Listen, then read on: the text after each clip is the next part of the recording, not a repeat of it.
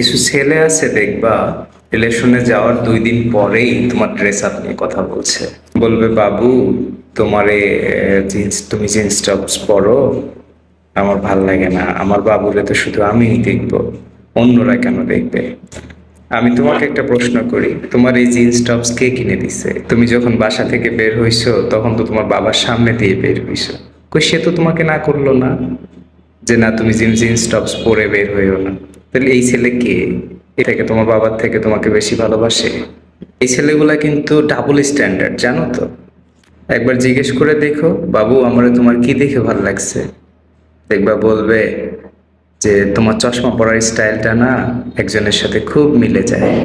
এরা কিন্তু মোটেও ধার্মিক না, এরা হলো টক্সিক। এদের থেকে যতটা সম্ভব দূরত্ব বজায় রাখবে, বলে দিবে 100 হাত দূরে থাকুন। ভালো থাকবেন সবাই।